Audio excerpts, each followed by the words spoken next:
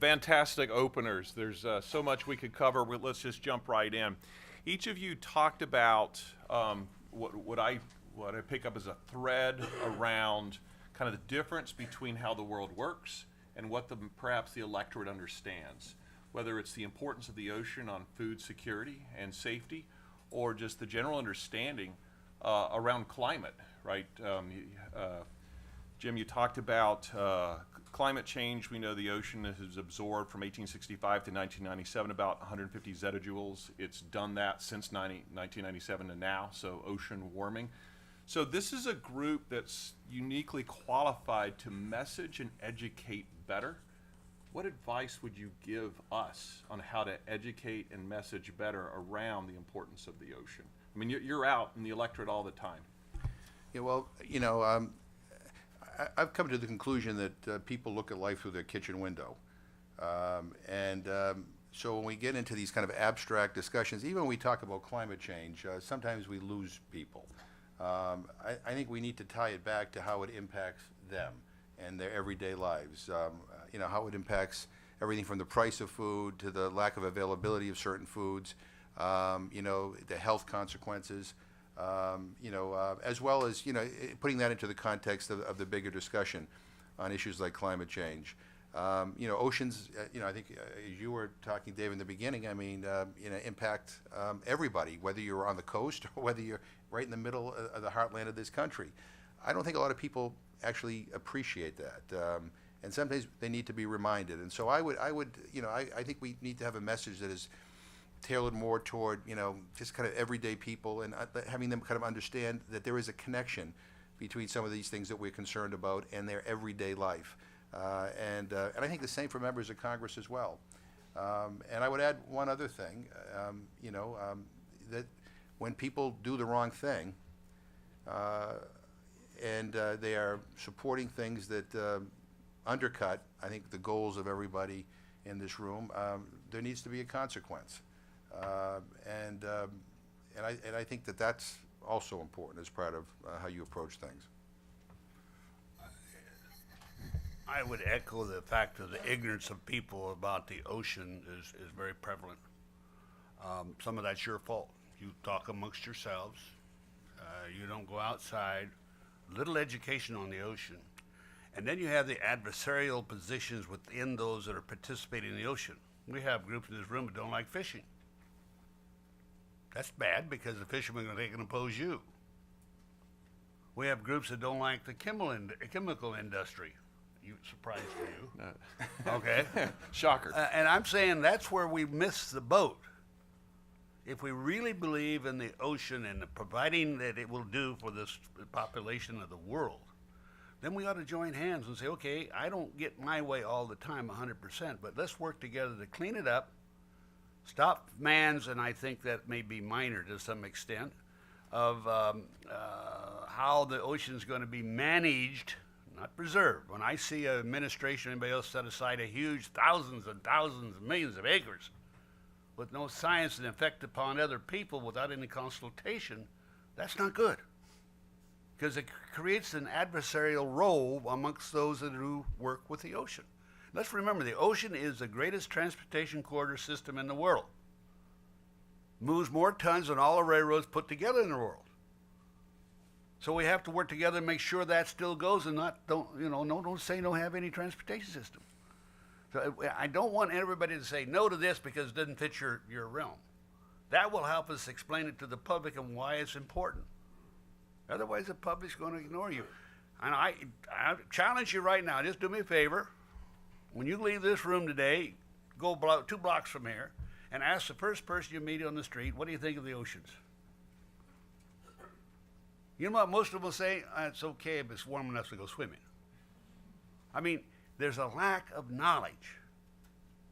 And I've charged other industries, including yours, the oil industry, everybody else. You don't educate the public. And when you don't do that, those that promote, I call it antagonism, can win the battle because they're dealing with the ignorant. That's what happened. So that's a great lead in my next question. One of the things that Eastman's tried to do is we have an educational initiative. It's an ocean processes course in a high school in our backyard, where if you take advanced chemistry, physics, biology, and the list, all the APs, you get to qualify for an ocean processes course. You can imagine the physics and chemistry and biology of a wave. And what we found was it's extraordinarily hard to get a school system to adopt a new class.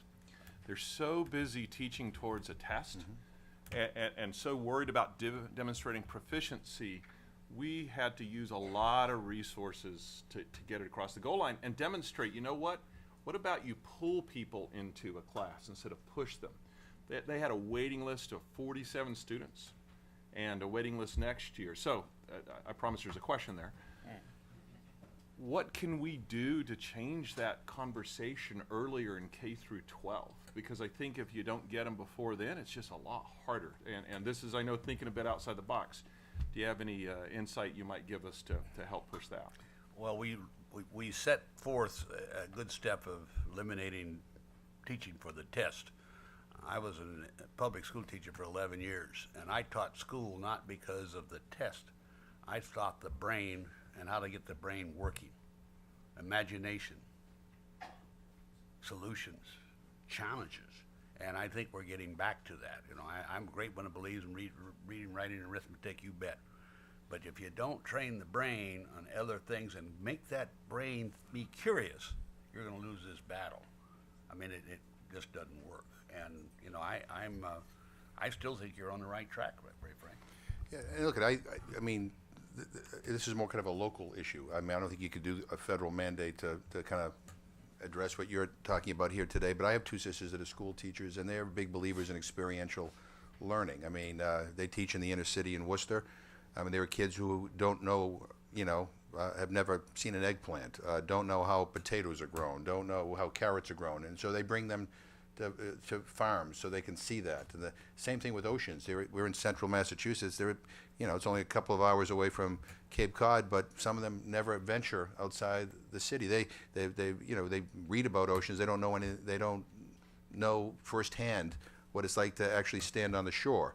And so to the extent that collaborations and partnerships can be developed at the local level, hopefully with creative superintendents and principals and teachers, I think that is wonderful, because I mean, you really do want to capture imaginations at an early age, and you want people to go into some of the fields that you're involved in.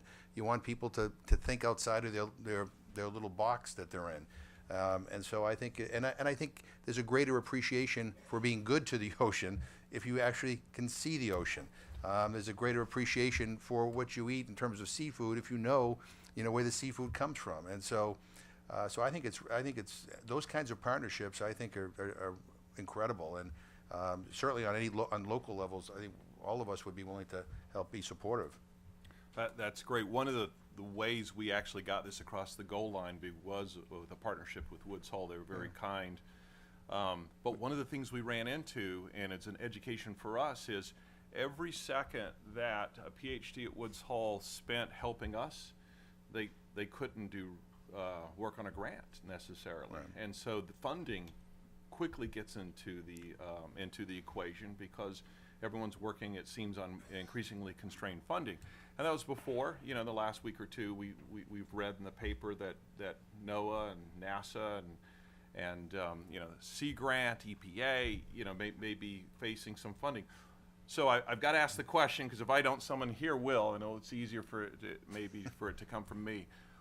What's your outlook on funding? And if it's positive, that's great. And if it's negative, what could we do differently to help stem that tide? If I could, this is one of the hardest arguments I had with 9 presidents, 45 budgets. Now keep that in mind. The president doesn't write the budget, guys. We write the budget. The United States Congress writes the budget. But boy, you talk about flit hitting the fan when the president comes down with the budget, whether you're right, left, or in between. Oh, the president and the media follows up with it, and they create this hysteria. What I'm suggesting for you is to work with the appropriators and the Congress and say, this is important. Now, frankly, I get mad at NIMPS sometimes. and I would like to see them cut sometimes. I'll be right up front with you. Because I think they make stupid mistakes because they'll spend a whole lot of money on looking at trout in the Oregon River instead of looking at the whitefish problem offshore. Now, that causes a bad problem. If you don't understand what I mean, I believe there are more important things to do than looking at trout. You know, now Trout Unlimited doesn't like that. But, but I keep saying we as a nation have forgotten the three branches of government and only the Congress and raise and spend money, not the president. And yet I listen to the media every night, and when I get done throwing up, you know, the president, what he's doing, the bobbleheads are too convinced you, the president, want to do everything. Now, he knows, my good seatmate here, and I know we're the ones that write it. And we may have a different opinion where we spend the money, but it's up to us to spend the money. And if I can spend money on things that are going to help the future and provide the science, I'm going to support that. That's what I'm, you know, and if more people would think about that instead of whether you're a D or you are or what would I, we'd be a lot better off. So remember that. The president does not write the budget. All right. So, yeah, and I would feel a lot more hopeful if Don Young were the Speaker of the House. Oh, don't even go. No. Right. So, I'm nervous. I really am, and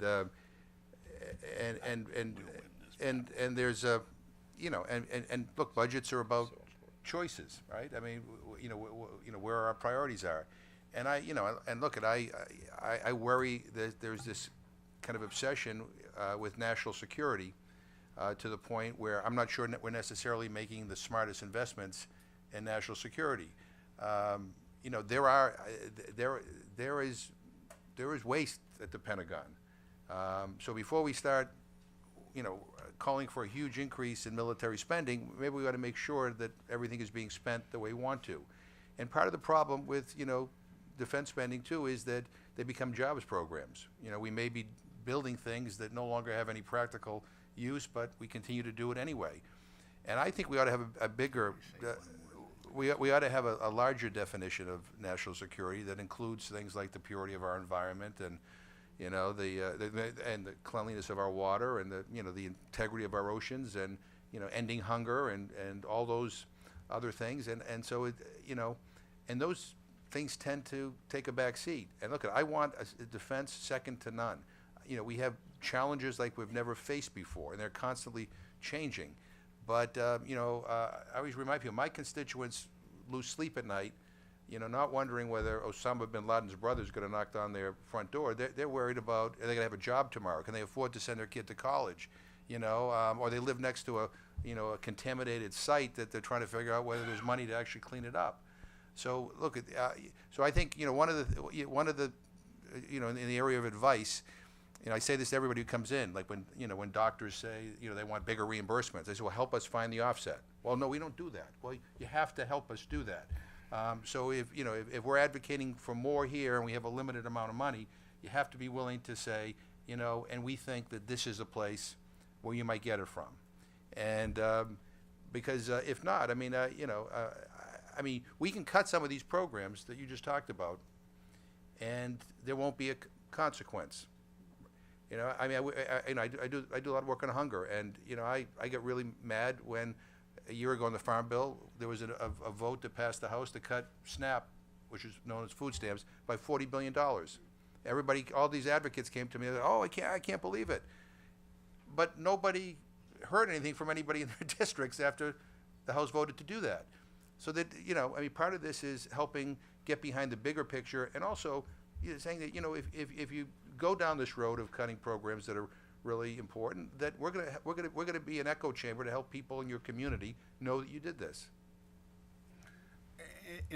I bring up one point that bothers me when proposed spending of dollars in military defense. One of the areas where the administration is proposing, remember we write the budget, but he's proposing cutting the Coast Guard. Yeah, bad. Cutting NOAA, cutting NIMS, which is part of NOAA, and a few other things without any consultation. And then how are they going to pay? They pay for the wall, by the way, the wall. And I will honestly, I voted against the wall, not because I'm a humanitarian. It won't work. And that's that simple. I'm not going to spend 18, 20, $100 billion to build something that's not going to work. And now, here's what I make a suggestion, and you're all an intellectual group. You can help me sell this. I want to sell wall bonds. I think about this a moment. It's a playoff of war bonds. Yes, but we'll put them out. I'll give them 2 1/3, maybe 2.5 interest. That's what we did in World War II when we financed the war. But then the decision will be up to you, the American people, whether you want to build a wall or not. That won't work. That's up to you, because you'll get a return on your money. But why cut those programs that like? See, I'm a big Coast Guard guy. I always have been. You know, I used to get mad at them because I had my own boats. They would give me a bad time or ships. But we worked it out. But we got to look at these things as we go through this and say, okay, this makes no sense. If you want to build a wall, then sell wall bonds. If it happens, guys, you got it right here. I've been trying to talk this up, and nobody disagrees with me. That's awesome. Wall bonds. That's hard to top right there. That's excellent. It seems to me that one of the difficulties is some of the things that are proposed to be cut, that we don't even know the benefits of them and won't until they're gone. And then it'll be a bit late. And so if somehow we could change the dialogue from what it is to something around, and we had someone who made a comment earlier, is there a model that we can run, or is there forecasts that we can run? If you could reduce some of what we see and frame it as reducing uncertainty, you know, through better science and better analysis, reduce uncertainty, because then you're starting to talk in economic language, because nobody likes risk so much. They like certainty, right? But we're still stuck with how do we get that across to the electorate before it's too late. So the question embedded in that is, it's kind of a refinement of the earlier one. Is that a viable solution, do you think? If we could frame it as, imagine the economic benefit, the benefit to security, which port is, because of sea level rise, will become unusable, and in what time scale will become usable? Do you think there's any legs to an uncertainty reframe? I don't know about that one. Well, let me answer the question this way. I think you need to think of yourself as politicians, whereas you have to go out and sell this to constituents, and because I don't think selling it to us in and of itself is enough. People need to know, you know, the consequences of doing nothing, the consequences of not funding science, you know, the consequences of making bad decisions and having bad priorities.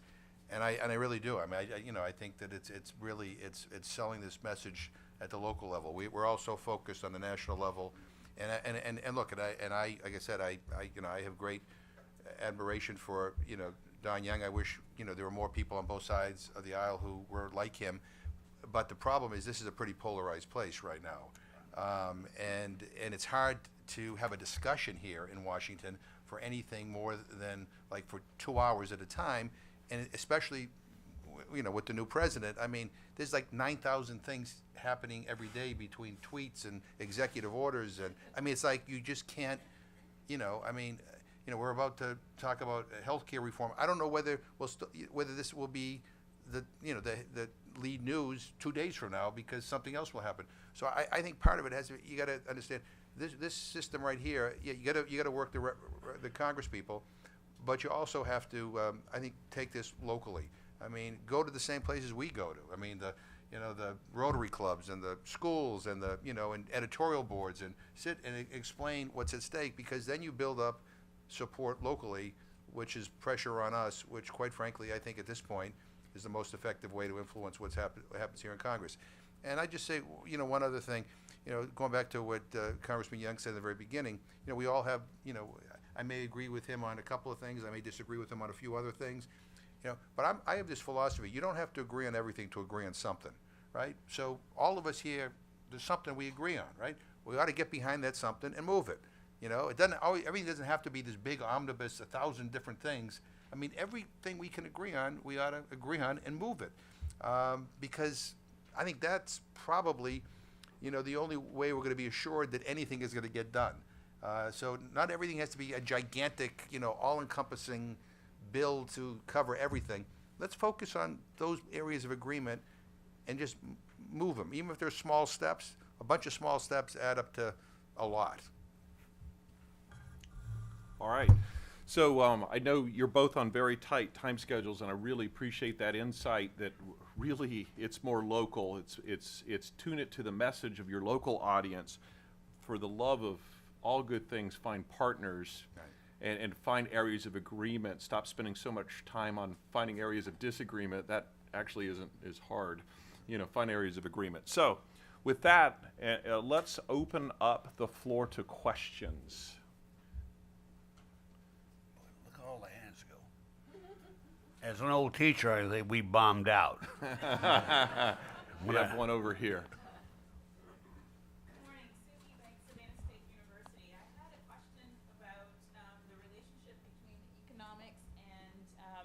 Education challenges, and considering what was said about much of our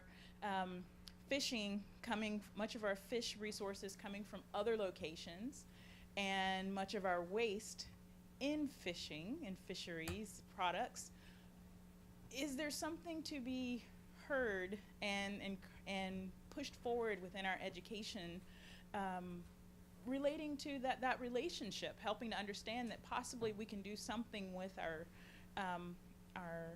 over expenditures, our wasted money, by looking at where our food's coming from and taking more aggressive steps to save that food and not just waste it, because in turn we're wasting money. Because I think we have the ATM mentality for food right now, that we don't know where it's coming from.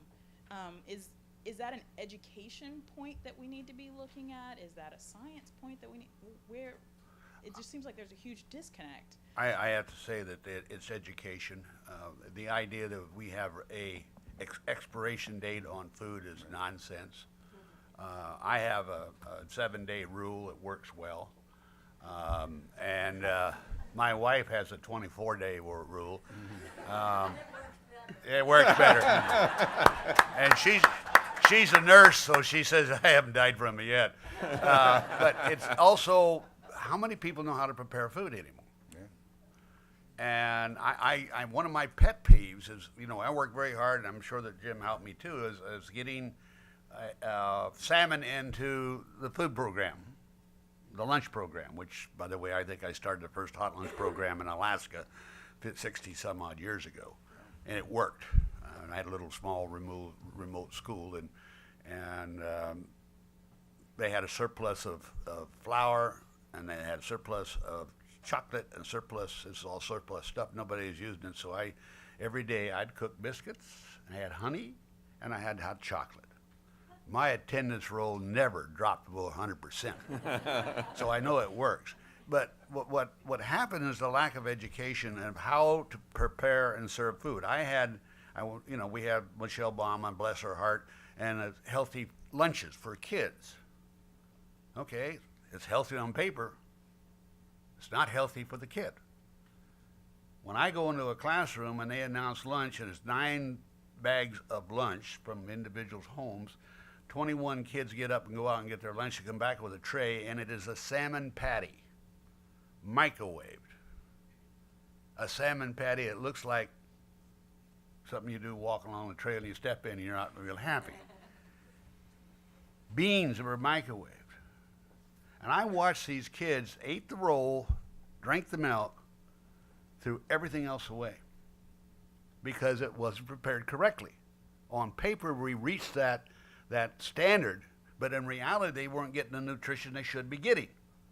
And I've gone round and round with school districts on this, and I've got some school districts now reviving and still staying into the federal standards, so they lose their money. Standards are well, if they don't meet the goal, they're no good. And so waste, education is great. truthfully, the industry itself has made great strides in keeping from the bycatch, which was really high. It's going down, not as slow as we should have it. That's a waste too. There's no doubt about that. But food preparation, education, and by the way, we have now the largest obesity problem we've ever had in history. It's the biggest killer because people are eating badly.